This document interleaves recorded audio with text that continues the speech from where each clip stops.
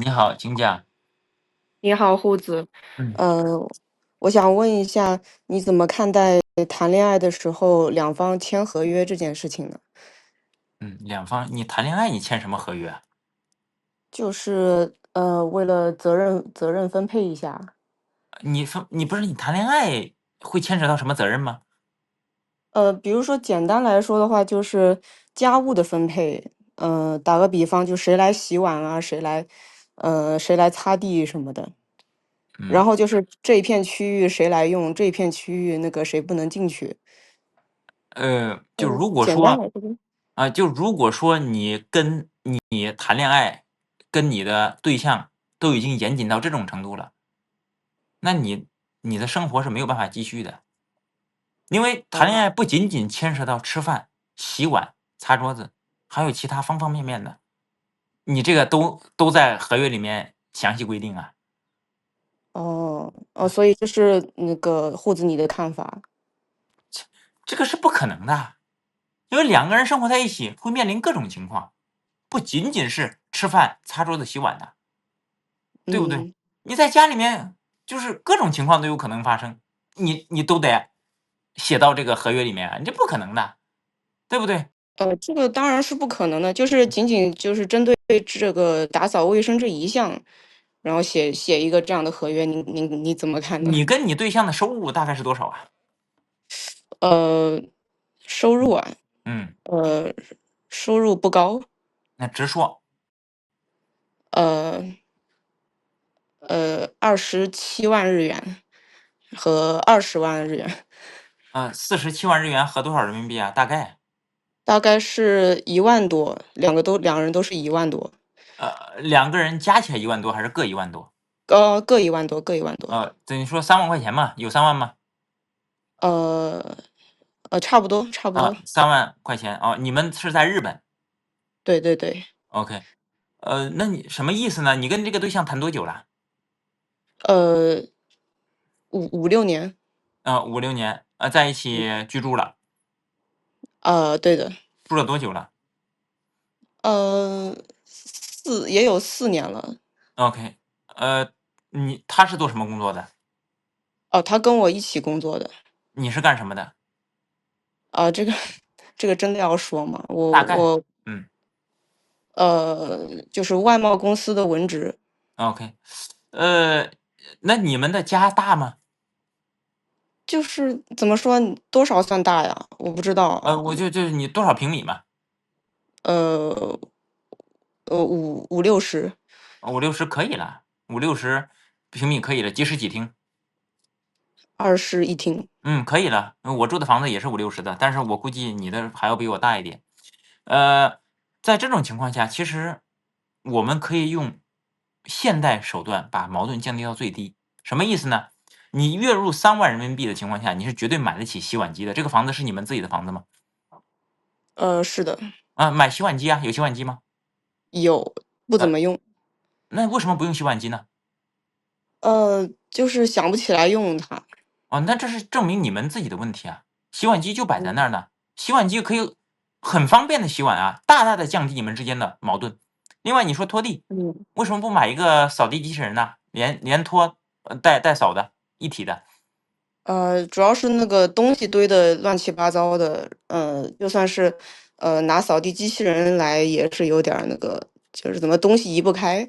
那应该去扔东西啊，家里面怎么会有那么多东西呢？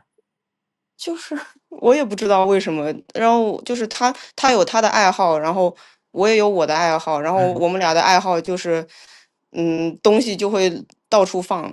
就比如说嗯他养植物，然后他那些剪刀啊什嗯么的，就到处乱丢。嗯，然后我养了一只猫，然后那个猫砂的话，它就猫就会到处踩来踩去的。那你们家里得多乱啊！是挺乱的。你多高？所以我我多高？嗯还有别的问题吗？您能一口气问完吗？多高多重多大岁数？就是1米6，嗯160.5，嗯然后体重55，嗯，多然后大岁数？岁数27。27是这样的啊，呃，嗯，就是说那平时家里面是谁收拾？啊，就是基本上都不太收拾吧，就是，嗯，那呃你们能在这种邋遢的环境下居住下去吗？呃，也生活了好几年了。那没问题啊，你找就是我对人了，那说明你找对人了，他是你一生的相伴。我有时候也因为你像看不下去啊。你才有时候看不下去啊，那证明你们更加合适了。因为我是一个非常我的家里面我不敢说一尘不染，但是绝对是规规矩矩的。我有一条嗯狗，因为我是成都市著名爱狗人士，但是我的家里面依旧很规矩。我就可以跟你这么讲，你再到我家，你可以拿那个手电筒侧着看我家的地面，因为我沙发底下我都拖的，定期拖，定期打扫。因为一个家里面如果不规规矩矩的，你怎么住嘛？那是自己的家啊，又不是别人的，对吧？别人的你也得给人家弄好啊。我酒店我退房，我都得把酒店稍微收拾一遍，就说明你嗯真是找对人了。都4、5年，就这种环境能住下去，真是找对人了，换个人都忍不了的啊，呃就换个人都忍不了的。我就跟你这么讲，嗯，找对人了，这样的。对，不用解嗯决，挺好的，能在一起这样过4年，说明是一辈子的相伴，换任何一个人都不可能的，因为有洗碗机都懒得用。那我不用洗碗机是为什么？其实我家也有洗碗机，我为什么不用呢？那个是以前开发商就是精装修的，那很垃圾，就是那水管什么的都是垃圾货，我真担心用了出什么问题。你这是自己的房子啊，你买的肯定是自己放心用的嘛，你都不用，你都懒得放到洗碗机里，就可见你这人有多懒。我是想找一个那个就是保洁公司的人来打扫一下我们房间，然后之后我们就一直维持下去。不可能的，嗯这就跟那群说明天我就要减肥，明天我就不吃了，那群人是一样的思想。你还啊找保洁公司的，你本身你跟他收入也不高，你找毛线呢？对吧？本身哦还有集物癖。什么叫集物癖呢？就是喜欢收集各种东西，把家里堆得满满的，又不舍得扔。你说你收对。这些垃圾干什么玩意儿呢？这个我是比较喜欢收集一些东西，就嗯是就是我觉得那些东西就放在我身边，我就怎么说，我看着就开心。嗯，那没问题啊，你看着开心，我说了，我尊重你的生活方式，那就不要抱怨，嗯，脏乱差就不要抱怨呢，对吧？你说没有，你家我跟你讲，一开始是你说你的，说那个就是那个情侣之间的协议的问题嘛，就是我想跟他那个这样子就是约束一下，嗯就是明确一下这个就是双方的要遵守的那种规则嘛。不对，这不是情侣之间的协议，这是你想甩锅，你嗯，知道吗？为什么？因为这就是人性啊，你只是想把家里脏乱差这个锅甩给对方而已，你只是想写一个不可执行的一个协议，最终只有利于自己而已，最终把这个我责任这个锅甩给对方。这个真没有这嗯么想。你可能没有这么想，但是你是在这么做的，因为这是不可能的。大家过日子就知道，家里嗯面这个东西是不可规范的，因为家里面各种事物太多了。那筷子掉地上谁捡呢？对吧？拖鞋找不到了谁去找啊？猫的那个掉毛谁去收拾啊？猫拉了一泡屎在那儿谁去捡呢？对不对？就过日子一定有一方是吃亏的，你不想吃亏，必然是对方吃亏，一定的。对方不想吃亏，必然是你吃亏。当然了，两个人相爱嘛，那总有一方是要忍耐一点的。嗯我就跟你这么讲，我家里面大家知道我养狗，狗嘛它不可避免的有时候会尿在家里面，但是我可以跟你们这样讲，我家里面没有一点异味，因为很简单，狗尿了我就立马收拾的干干净净的，收拾完还得喷除异味的。所以你想家里面环境好，必然是要有一方吃亏的，这是必然的。那狗你擦完它的尿，你扔到垃圾袋里，要不要扔垃圾啊？扔完垃圾要不要掏垃圾袋啊？对吧？这都是事儿，都是活要干，谁干？你如果说都这么斤斤计较的话，你找的不是男朋友，你需要找一个男佣。男仆。就是那如果两边都不愿意打扫，那最后怎么解决呢？挺好的啊，你不现在都没有打扫吗？你天天在一起不生活的挺愉快的吗？我有打扫过几次，但是其实打扫过后就把整个家收拾了一遍之后，嗯就是过不了多久，就比如2个星期，它又会嗯。那个恢复原样了。哇，你竟然2个星期，我跟你讲，以我的生活经验来看，家里面收拾完一遍之后，大概5天之后就要脏乱差了，那根本不需要2周。因为我很有经验，我是大概2到3天拖一次地2、3天拖一次嗯地，地上就有一层浮灰了。啊，当然了，可能你们那儿浮灰没那么多，但是5天家里面就恢复原样了。所以说你好，2周基本上我可以断定，你如果说2周的话，你打扫卫生的经验不多。因为我生活经验很丰富5天绝对必乱，你稍微注意一点7天必乱2周基本上不可能，除非你不在那儿生活。哎，嗯，天呐，被你看出来了，我确实就是以前也不怎么打扫卫生的。嗯，没打扫过嗯卫生的人，一聊天就能听得出来，你就一聊嗯天就能听得出来。我跟你讲，我们就以打扫卫生来说，如果说你非要分个责任，谁打扫的多，谁打扫的少，我跟你讲，一定是你打扫的多。知道为什么吗？因为你您说，因为女生会掉头发，女生的头发会掉在家里到处都是的，男生会吃亏。就如果我们就单论打扫卫生来讲，男的会吃亏。所以说你嗯签这个协议来讲，就无论怎么签，你肯定只会对自己有利，但实际上是男的吃亏。这个是那个啥，我嗯们就是一起提出来的，也不是说我自己想要提出来的。嗯。我就跟你这么讲，就你们2个没有必要改变，因为要改变早就会改变了，你们俩不会改变的，都是懒人。懒，我说实话本身也没有罪，每个人的生活态度他是不一样的，你就懒着过呗，没啥大不了的。是吗？嗯，是吗？对，没什么好的，大不了的，你只要出去干干净净就可以了。你家里面又没人进的，就你们俩生活，好的，好的。对，这没有罪。对，我家里面没有任何外人来的，但是我家里面是干干净净的，因为这是我的生活态度，我喜欢干净整洁，嗯，对吧？所以是户子，你跟你女朋友是你打扫的多一些吗？基本上只有我打扫，基本上只有我打扫，所以我对家里面的一切都很熟悉，一切都很熟悉。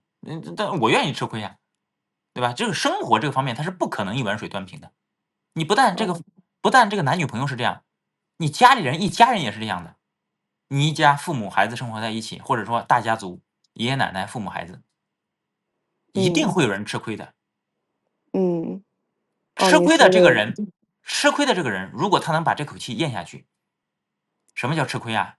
说白了，对于夫妻来讲，是多打扫点卫生，是多给家里出点力；对于一个大家庭来讲，什么叫吃亏啊？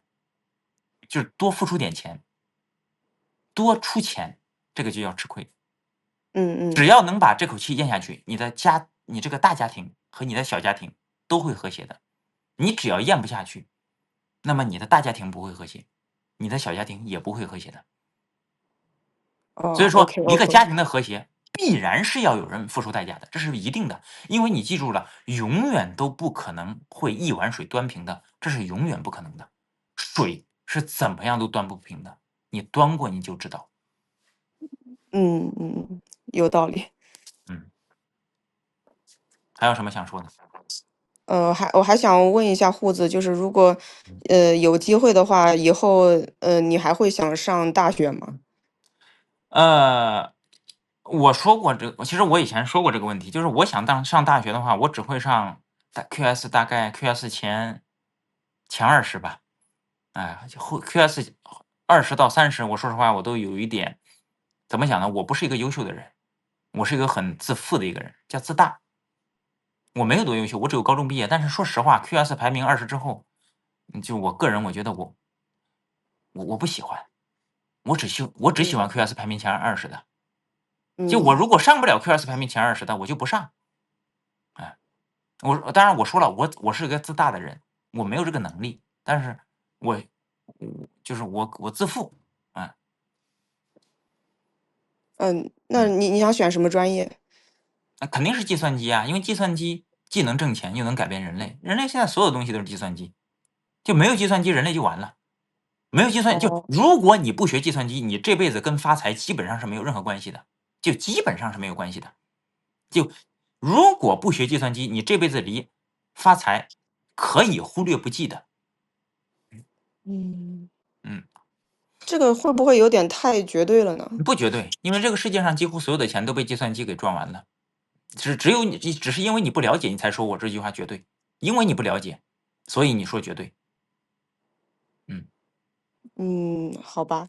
对。麦下有人说了，古代人怎么活的？你是古代人吗？麦下这个人就是这个人很搞笑，他说没计算机，古代人怎么活的？你活在古代啊？你需要花钱吗？你需要花米吗？你需要买房子吗？你需要买车吗？你需要给你老婆买 LV 吗？如果你都不需要的话，你就当我没说。你父母需要住院吗？你需要看病吗？对吧？你需要去买 Steam 里面的付费游戏吗？你需要买拯救者吗？需要买 iPhone 16 Pro 1TB 国行版本的吗？如果你都不需要的话，那自然跟你没关系。你但凡有需要的话，就跟你有关系了。不要装自己是古代人，你活在现代，知道吗？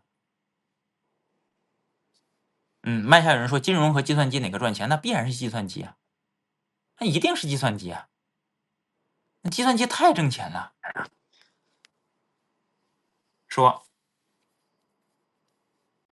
你怎么看待那个外贸这个行业的未来的发展呢？外贸这个行业的发展啊，不知对，道，不太了解这个行业，不太了解。这哦，都所有的行业都在为计算机服务，所有的行业，你承认也好，不承认也罢，不重要，一点都不重要。因为我们自己可以细算一下，我们每年要往电子设备上花多少钱，我要往智能设备上花多少钱，而且是每年持续的花。所以还是那句话，不学计算机，这辈子与财富基本上是无缘的。当然了，肯定能生活啊。我的意思，这个财富的意思是指的发财。麦下有人嗯，说我扯淡，那说明你可能没有进入社会，也可能对各行各业不了解。还是那句话，各行各业现在哪一个行业能够离开计算机，能够离开智能化？智能化就是计算机，计算机就是智能化，就是软件化。你跟我举一个例子，哪个行业能离开？接着说。那你打算什么时候就是上大学呢？我不需要上大学啊，因为我现在嗯，我为什么上大学是为了就业啊？我现在一个月挣5、6万，我为什么要上大学啊？呃嗯。呃因为你刚刚说了，就是如果有机会的话，就是会上 QS 前20的。以后可能有这个机会吧。嗯嗯，反正目前哦是没有上大学的打算。因为哦，目前没这个打算。对，我是一个很天马行空的一个人。我以前上过班儿，他也知道，我上班儿的时候差点把自己上抑郁了，真的，我受不了每天坐在那边，受不了。我可以这样讲，无论给我多少钱，当然了，特别特别多除外啊。就是正常来讲，一个月给我几万块钱，你让我坐在那边，早上9点让我做到晚上的5点钟，我能崩溃，就是我的精神世界会坍塌。因为我做不了，我上不了班儿，我无法容忍自己往一个怎么讲呢？就是我无法容忍自己是一个呃，类似于一个螺丝钉，我无法容忍。我宁愿自己在社会上做一些事情，我自己控制这个事情，我自哦，己就是说为自己。你更想创业。对的，是的，就是嗯，我宁愿我在社会上我挣得少，但是我为了自己的目标而奋斗，我能切切实实感觉到这种奋斗，就是我能感受到自己的这种奋斗，我能够为自己而活着，我无法坐在那个格子间里面，每天往那一坐，我做不到，我真的做不到。那感谢我校长是小张，感谢我张总的梦游仙境，感谢张总，感谢张总啊，嗯，感谢，太感谢了，张总，感谢。嗯，你说。我没什么别的观点了。好的，好，生活愉快，好，再见。生活愉快。再见。